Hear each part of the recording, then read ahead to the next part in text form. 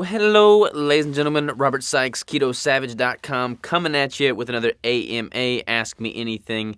This is a very good question brought to us by Hannah. It's all about testing ketones, but before we dive into that, let's roll the intro.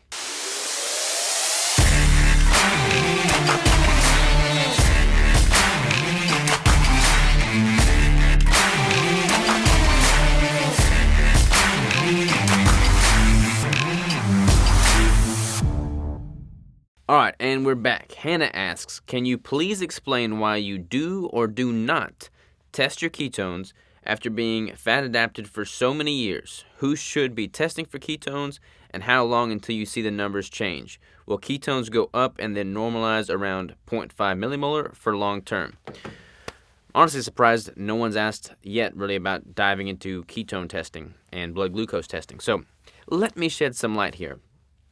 When you first start the ketogenic diet, you're all super excited about testing your blood, testing your urine to see if you're in ketosis. And typically people will start with the urine strips because they're much cheaper. You can just pee on a stick, and if it registers a certain color, bam, you're in ketosis. However, that is measuring, your urine ketones are measuring acetoacetate, all right? Your breath ketones are acetone, blood ketones are beta-hydroxy butyrate. So what does all this stuff mean? When you first get into ketosis, when you first start following a ketogenic diet, before you've really become fat adapted, you're going to excrete a lot of those ketones through your urine. That's why you're going to measure a certain color on those urine strips. After you've been fat adapted for a while, after you've acclimated to your body being able to effectively use ketones and fat as a fuel source, you're not going to be excreting as much of those ketone bodies in your urine. That's when people typically gravitate towards the blood strips, testing the blood for the beta-hydroxy butyrate ketone molecules. That's great. That's pretty much the gold standard. The breath ketones are making some progress. There's some new devices out there on that, but it's a little bit harder to interpret. The blood ketones are the gold standard. So when you first get in and you're testing your blood ketones, you're looking for 0.5 or greater is kind of like the typical cutoff. If you're registering 0.5 or greater, boom, you're in ketosis. Now, is that a really relevant number? Is it kind of arbitrary? My take on it is this.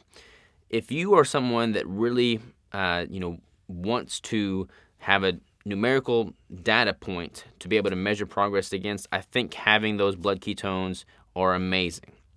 I think that's a tangible goal that you can, eat a certain way, achieve a certain result, and know that you're on the right track. Now, I do not think it's a good thing if you start obsessing about the blood ketone meter. I mean, some people just test religiously all throughout the day, and they'll test after every meal, they'll test after every activity, and it just becomes this all-consuming obsessive behavior. That's not really good. I'm all for gathering data and learning from what that data tells you, but not to the point that it distracts from living your day-to-day life. So I am very much so pro testing for ketones and glucose, but don't let it run your life.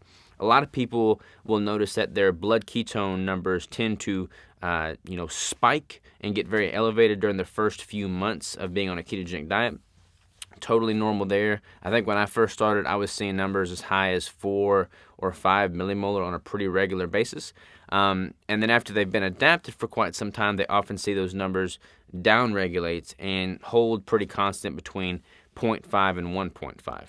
That's a pretty good indicator that your body is fully functioning and fat adapted and doing really well, and you're just seeing those numbers stabilize. Now, caveat to that. That is in the context of if you haven't really changed much from when you were seeing those really high ketone numbers versus to when you're seeing the lower ketone numbers, other than just length of time and being fat adapted.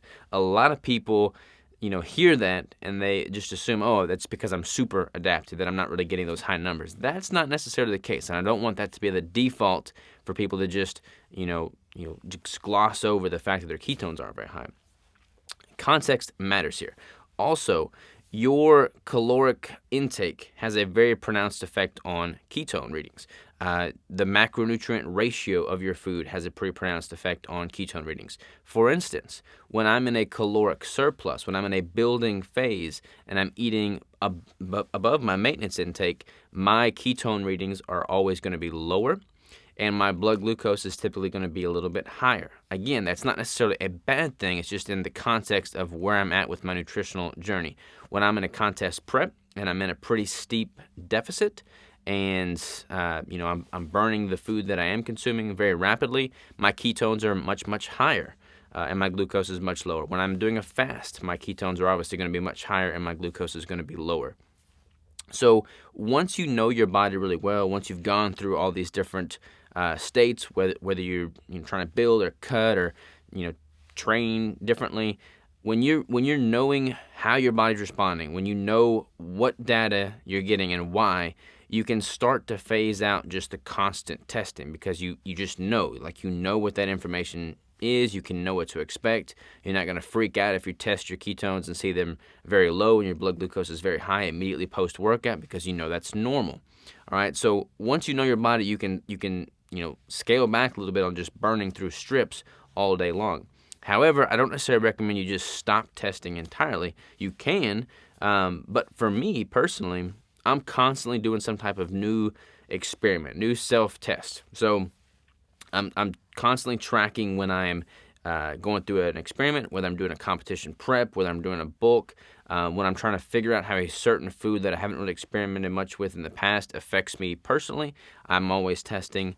I'm testing with certain products. I'm testing with certain keto brick flavors. Whenever I introduce a new keto brick flavor, I want to know how that affects me. So whenever I'm introducing a new variable, I bring out the test and I get some blood data. Typically, before I implement the test, intra-test, and then post-test at certain intervals to see at what rate things are changing.